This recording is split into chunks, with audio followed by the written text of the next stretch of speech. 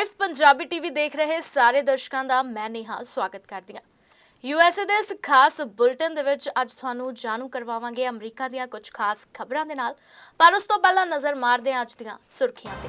Motorcycle rally ਦੌਰਾਨ ਗੋਲੀਬਾਰੀ, 3 ਲੋਕਾਂ ਦੀ ਹੋਈ ਮੌਤ। ਕਮਲਾ ਹੈਰਿਸ ਵੈਸਟ ਪੁਆਇੰਟ ਤੇ ਭਾਸ਼ਣ ਦੇਣ ਵਾਲੀ ਪਹਿਲੀ ਔਰਤ ਬਣੀ। ਨਵੀਂ ਖੋਜ ਦੇ ਮਾਮਲੇ 'ਚ ਚੀਨ ਤੋਂ ਪਛੜਿਆ ਅਮਰੀਕਾ ਨੇ ਪਾਕਿਸਤਾਨ ਨੂੰ ਦਿੱਤੀ ਜਾਣ ਵਾਲੀ ਮਦਦ ਰੋਕੀ।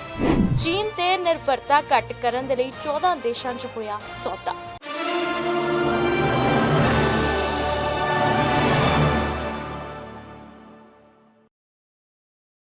ਹੁਣ ਖਬਰਾਂ ਵਿਸਥਾਰ ਦੇ ਨਾਲ। ਖਬਰ ਇਸ ਵੇਲੇ ਜੋ ਸਾਹਮਣੇ ਆਈ ਹੈ, ਅਮਰੀਕਾ ਦੇ ਵਿੱਚ ਹੋ ਰਹੀ ਮੋਟਰਸਾਈਕਲ ਰੈਲੀ ਦੌਰਾਨ ਗੋਲੀਬਾਰੀ ਹੋਈ ਹੈ, ਜਿਸ ਦੇ ਵਿੱਚ ਕੀ 3 ਲੋਕਾਂ ਦੀ ਮੌਤ ਦੀ ਖਬਰ ਵੀ ਹੁਣ ਸਾਹਮਣੇ ਆ ਚੁੱਕੀ ਹੈ। ਅਮਰੀਕਾ ਦੇ ਨਿਊ ਮੈਕਸੀਕੋ ਰਾਜ ਦੇ ਰੈੱਡ ਰਿਵਰ ਦੇ ਵਿੱਚ ਇੱਕ ਮੋਟਰਸਾਈਕਲ ਰੈਲੀ ਦੇ ਵਿੱਚ ਘੱਟ ਤੋਂ ਘੱਟ 3 ਲੋਕਾਂ ਦੇ ਮੌਤ ਦੀ ਖਬਰ ਸਾਹਮਣੇ ਆਈ ਹੈ ਤੇ 5 ਲੋਕ ਜ਼ਖਮੀ ਹੋ ਗਏ ਨੇ। ਸਥਾਨਕ ਮੀਡੀਆ ਨੇ ਇਹ ਜਾਣਕਾਰੀ ਦਿੱਤੀ ਹੈ।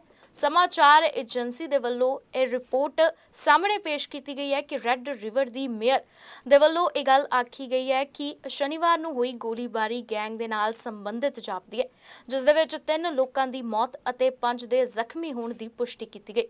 ਰੈਲੀ ਦੀ ਵੈਬਸਾਈਟ ਦੇ ਅਨੁਸਾਰ 25 ਤੋਂ 29 ਮਈ ਤੱਕ ਚੱਲਣ ਵਾਲੀ ਇਹ red river memorial motorcycle rally ਦੇ ਵਿੱਚ ਗੋਲੀਬਾਰੀ ਸ਼ੁਰੂ ਹੋਈ, ਜਿਸ ਵਿੱਚ ਵੱਖ-ਵੱਖ ਪਿਛੋਕੜਾਂ ਦੇ 28,000 ਬਾਈਕਰਜ਼ ਸ਼ਾਮਿਲ ਹੋਏ ਸਨ। CNN ਨਾਲ ਸੰਬੰਧਿਤ ਕੁਇਟ ਅਨੁਸਾਰ ਮੇਅਰ ਨੇ ਕਿਹਾ ਕਿ ਗੋਲੀਬਾਰੀ ਦੇ ਵਿੱਚ ਸ਼ਾਮਿਲ ਸਾਰੇ ਲੋਕ ਪੁਲਿਸ ਹਿਰਾਸਤ ਦੇ ਵਿੱਚ ਹਨ।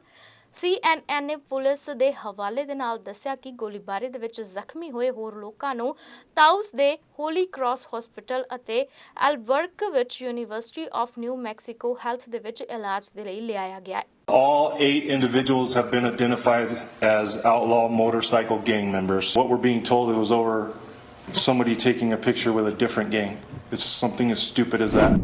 ਇੱਕ ਵਾਰ ਫਿਰ ਉਪ ਰਾਸ਼ਟਰਪਤੀ ਕਮਲਾ ਹੈਰਿਸ ਦੇ ਵੱਲੋਂ ਇਤਿਹਾਸ ਰਚਿਆ ਗਿਆ ਹੈ, ਕਿਉਂਕਿ ਇਸ ਵਾਰ ਅਮਰੀਕਾ ਦੇ ਵਿੱਚ ਵੈਸਟ ਪੁਆਇੰਟ ਨਿਊਯਾਰਕ ਵਿਖੇ ਮਿਲਟਰੀ ਅਕੈਡਮੀ ਦੇ ਵਿੱਚ ਸ਼ੁਰੂਆਤੀ ਭਾਸ਼ਣ ਦੇਣ ਵਾਲੀ ਉਹ ਪਹਿਲੀ ਮਹਿਲਾ ਬਣ ਗਈ ਹੈ।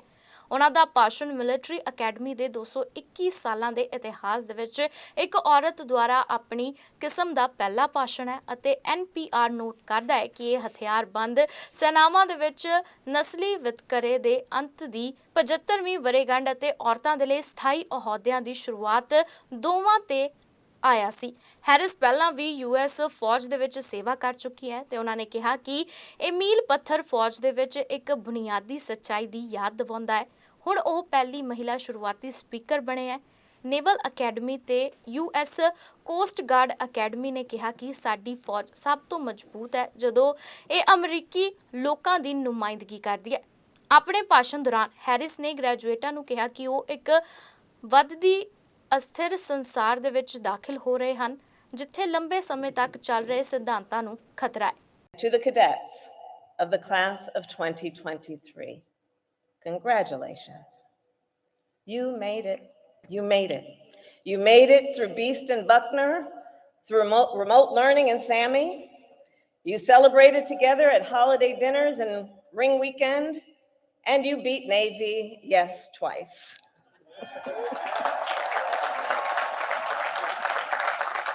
Cadets, today you come to the end of what I am sure will prove to be 47 of the most challenging and rewarding months of your life.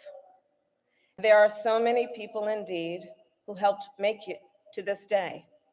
To the families and loved ones here, thank you for the incredible care and support you have given these leaders. I know you feel an immense sense of pride looking at our cadets, and it is a pride I share and that our country shares. ਨਵੀਂ ਖੋਜ ਦੇ ਮਾਮਲੇ ਦੇ ਵਿੱਚ ਹੁਣ ਚੀਨ America ਨੂੰ ਪਛਾੜਦਾ ਹੋਇਆ ਨਜ਼ਰ ਆ ਰਿਹਾ ਹੈ। ਵਿਗਿਆਨ, ਟੈਕਨੋਲੋਜੀ ਅਤੇ AI ਦੇ ਵਿੱਚ ਹੋ ਰਹੀ ਨਵੀਂ ਖੋਜ ਦੇ ਮਾਮਲੇ ਦੇ ਵਿੱਚ ਅਮਰੀਕਾ ਚੀਨ ਤੋਂ ਪਛੜਦਾ ਹੋਇਆ ਨਜ਼ਰ ਆ ਰਿਹਾ ਹੈ। ਜਿੱਥੇ ਪਿਛਲੇ 5 ਸਾਲਾਂ ਦੇ ਵਿੱਚ ਅਮਰੀਕਾ ਦੇ ਵਿੱਚ ਖੋਜ ਦਾ ਪੱਧਰ ਘਟਿਆ ਹੈ, ਉੱਥੇ ਹੀ ਚੀਨ ਦੇ ਵਿੱਚ ਕੀਤੀ ਜਾ ਰਹੀ ਖੋਜ ਦੀ ਗੁਣਵੱਤਾ ਦੇ ਵਿੱਚ ਵਾਧਾ ਹੁੰਦਾ ਹੋਇਆ ਨਜ਼ਰ ਆ ਰਿਹਾ ਹੈ। ਇਸ ਦਾ ਸਭ ਤੋਂ ਵੱਡਾ ਕਾਰਨ ਅਮਰੀਕਾ ਦੇ ਵਿੱਚ ਚੀਨੀ ਵਿਗਿਆਨੀਆਂ ਦੀ ਘਾਟ ਹੈ। ਚੀਨੀ ਮੂਲ ਦੇ ਕੁਝ ਵਿਗਿਆਨੀਆਂ ਦੇ ਵੱਲੋਂ ਚੀਨ ਦੀ ਕਮਿਊਨਿਸਟ ਸਰਕਾਰ ਨੂੰ ਡਾਟਾ ਲੀਕ ਕਰਨ ਦੇ ਮਾਮਲੇ ਤੋਂ ਬਾਅਦ ਅਮਰੀਕਾ ਦੇ ਚੀਨੀ ਮੂਲ ਦੇ ਵਿਗਿਆਨਕਾਂ ਤੇ ਪਾਬੰਦੀ ਲਗਾਈ ਗਈ ਹੈ, ਜਿਸ ਕਾਰਨ ਅਮਰੀਕਾ ਖੋਜ ਦੇ ਵਿੱਚ ਲਗਾਤਾਰ ਪਛੜਦਾ ਹੋਇਆ ਨਜ਼ਰ ਆ ਰਿਹਾ ਹੈ। ਹੁਣ ਅਮਰੀਕਾ ਦੇ ਵੱਲੋਂ ਪਾਕਿਸਤਾਨ ਨੂੰ ਦਿੱਤੀ ਜਾਣ ਵਾਲੀ ਮਦਦ ਤੇ ਰੋਕ ਲਗਾ ਦਿੱਤੀ ਗਈ ਹੈ।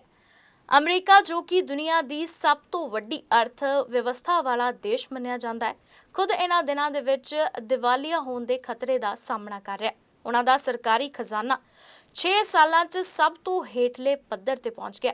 ਉੱਥੇ ਦੀ ਸਰਕਾਰ ਕਰਜ਼ੇ ਦੇ ਸੰਕਟ ਦੇ ਨਾਲ ਜੂਝ ਰਹੀ ਹੈ। ਫੰਡਾਂ ਦੀ ਕਮੀ ਦੇ ਕਾਰਨ ਹੁਣ ਅਮਰੀਕਾ ਨੇ ਪਾਕਿਸਤਾਨ ਨੂੰ ਦਿੱਤੀ ਜਾਣ ਵਾਲੀ ਸਹਾਇਤਾ ਰੋਕ ਦਿੱਤੀ ਹੈ।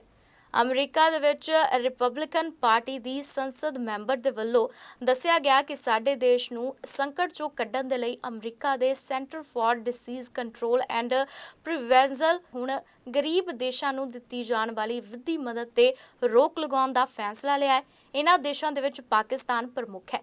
ਪਾਕਿਸਤਾਨ ਪਹਿਲਾਂ ਹੀ ਸਭ ਤੋਂ ਗੰਭੀਰ ਆਰਥਿਕ ਸੰਕਟ ਦਾ ਸਾਹਮਣਾ ਕਰ ਰਿਹਾ ਹੈ। ਅਜਿਹੇ 'ਚ ਅਮਰੀਕੀ ਮਦਦ ਰੋਕਣ ਦਾ ਪਾਕਿਸਤਾਨ ਤੇ ਬੁਰਾ ਅਸਰ ਪਵੇਗਾ। CDC ਅਮਰੀਕੀ ਸਰਕਾਰ ਦੀ ਸਿਹਤ ਏਜੰਸੀ ਹੈ। ਇਸ ਏਜੰਸੀ ਦਾ ਮੁੱਖ ਉਦੇਸ਼ ਸੰਯੁਕਤ ਰਾਜ ਤੇ ਦੁਨੀਆ ਭਰ ਦੇ ਵਿੱਚ ਬਿਮਾਰੀਆਂ ਤੇ ਨਿਯੰਤਰਣ ਅਤੇ ਰੋਕਥਾਮ ਦੁਆਰਾ ਆਮ ਲੋਕਾਂ ਦੀ ਸਿਹਤ ਦੀ ਰੱਖਿਆ ਕਰਨਾ ਹੈ।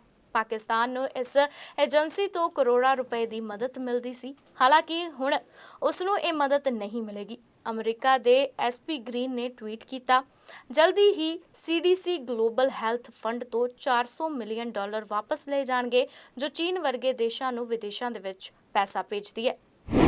ਚੀਨ ਤੇ ਨਿਰਭਰਤਾ ਘੱਟ ਕਰਨ ਦੇ ਲਈ ਇਸ ਵੇਲੇ 14 ਦੇਸ਼ਾਂ ਦੇ ਵਿੱਚ ਸੌਦਾ ਹੋਇਆ ਹੈ। ਚੀਨ ਤੇ ਨਿਰਭਰਤਾ ਘੱਟ ਕਰਨ ਦੇ ਲਈ America, Bharat, Australia, Japan, Indonesia ਅਤੇ ਮਲੇਸ਼ੀਆ ਸਮੇਤ 14 ਦੇਸ਼ਾਂ ਨੇ ਇੰਡੋ ਪੈਸੀਫਿਕ ਇਕਨੋਮਿਕ ਪਾਰਟਨਰਸ਼ਿਪ ਬਣਾਈ ਹੈ। ਇਹਨਾਂ 14 ਦੇਸ਼ਾਂ ਨੇ ਸ਼ਨੀਵਾਰ ਨੂੰ IPE ਦੇ ਤਹਿਤ ਸਪਲਾਈ ਚੇਨ ਸਮਝੌਤੇ 'ਚ ਅਹਿਮ ਸਿੱਟੇ ਤੇ ਪਹੁੰਚਣ ਦਾ ਐਲਾਨ ਕੀਤਾ। IPEF ਪਹਿਲਕਦਮੀ ਨੂੰ ਪ੍ਰਮੁੱਖ ਏਸ਼ੀਆਈ ਦੇਸ਼ਾਂ ਦੇ ਨਾਲ ਅਮਰੀਕੀ ਸਰਕਾਰ ਦੇ ਗੱਠਜੋੜ ਵਜੋਂ ਦੇਖਿਆ ਜਾਂਦਾ ਹੈ, ਜਿਨ੍ਹਾਂ ਦੇ ਵਿੱਚ ਕੁਝ ਤੇ ਪਹਿਲਾਂ ਚੀਨ ਦੇ ਨਾਲ ਨਜ਼ਦੀਕੀ ਸੰਬੰਧ ਸਨ, ਪਰ ਹੁਣ ਵੱਖ ਹੋ ਗਏ ਨੇ। ਇਸ ਸਮਝੌਤੇ ਦਾ ਉਦੇਸ਼ ਇਹ ਯਕੀਨੀ ਬਣਾਉਂਦਾ ਹੈ ਕਿ IPEF ਦੇਸ਼ ਕੱਚੇ ਮਾਲ ਦੀ ਕਮੀ ਵਰਗੀਆਂ ਸਥਿਤੀਆਂ ਦੇ ਨਾਲ ਨਜਿੱਠਣ ਦੇ ਲਈ ਇੱਕ ਦੂਜੇ ਦੇ ਨਾਲ ਸਹਿਯੋਗ ਕਰਨ, ਤਾਂ ਕਿ ਕੋਵਿਡ ਅਤੇ ਬੇਲੋੜੀ ਵਪਾਰਕ ਪਾਬੰਦੀਆਂ ਵਰਗੀਆਂ ਸਥਿਤੀਆਂ ਦੇ ਵਿੱਚ ਘੱਟ ਤੋਂ ਘੱਟ ਨੁਕਸਾਨ ਹੋਵੇ। ਇਸ ਤੋਂ ਇਲਾਵਾ IPEF ਦੇਸ਼ ਆਪਣੇ ਵਿਚਕਾਰ ਬੜੇ ਐਮਰਜੈਂਸੀ ਸੰਚਾਰ ਨੈਟਵਰਕ ਰਾਹੀਂ ਸਪਲਾਈ ਜਾਂ ਸ਼ਿਪਿੰਗ ਲਾਈਨਾਂ ਦੇ ਵਿੱਚ ਸਮੱਸਿਆਵਾਂ ਦੇ ਨਾਲ ਨਜਿੱਠਣ ਲਈ ਇਕੱਠੇ ਹੋ ਸਕਦੇ ਹਨ। ਇਹਨਾਂ ਦੇਸ਼ਾਂ ਦੇ ਵਿਚਕਾਰ ਇੱਕ ਸੰਕਟ ਪ੍ਰਤੀਕਿਰਿਆ ਨੈਟਵਰਕ ਸਥਾਪਿਤ ਕੀਤਾ ਜਾ ਰਿਹਾ ਹੈ। ਇਸ ਤੋਂ ਇਲਾਵਾ ਸਪਲਾਇਰ ਅਤੇ ਹੁਨਰਮੰਦ ਮਨੁੱਖੀ ਸ਼ਕਤੀ ਦਾ ਪਤਾ ਲਗਾਉਣ ਦੇ ਲਈ ਇੱਕ ਵਿਧੀ ਬਣਾਈ ਜਾ ਰਹੀ ਹੈ। ਤੇ ਇਹ ਸਨ ਅਮਰੀਕਾ ਦੀਆਂ ਕੁਝ ਖਾਸ ਖਬਰਾਂ, ਤੇ ਰੋਜ਼ਾਨਾ ਤੁਹਾਡੇ ਲਈ ਇਹ ਖਾਸ ਖਬਰਾਂ ਲੈ ਕੇ ਹਾਜ਼ਰ ਹੁੰਦੇ ਰਹਾਂਗੇ। ਤਦ ਤੱਕ ਤੁਸੀਂ ਜੁੜੇ ਰਹੋ ਲਾਈਵ ਪੰਜਾਬੀ TV ਦੇ ਨਾਲ।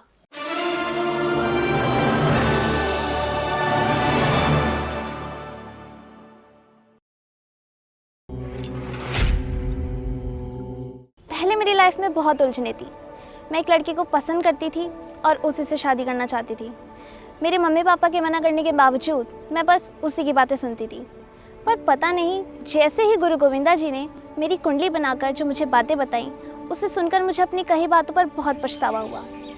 मुझे एहसास हुआ कि मेरे मम्मी पापा जो भी कह रहे थे मेरे भले के लिए कह रहे थे। मुझे ये बताते हुए बहुत गर्व महसूस हो रहा है कि मैंने एस्ट्रो गुरु गोविंदा जी के उपायों को अपनाया और अपनी जीवन की परेशानियों को सरलतापूर्वक हल कर लिया। अब मैं अपने सिर्फ करियर पर ध्यान दे रही हूँ और अपनी मम्मी पापा की कही सारी बातें मान रही हूँ। और मेरी बेटी मेरा कहना मानती है और इन सब चीज़ों से अपने परिवार को खुश देख के मैं बहुत खुश हूँ। धन्यवाद हो एस्ट्रो गुरु गोविंदा जी का। गुरु गोविंदा जी से मिलिए और अपनी परेशानियों का हल करें और मेरी तरह अपने सुखी परिवार के साथ खुश रहिए। धन्यवाद।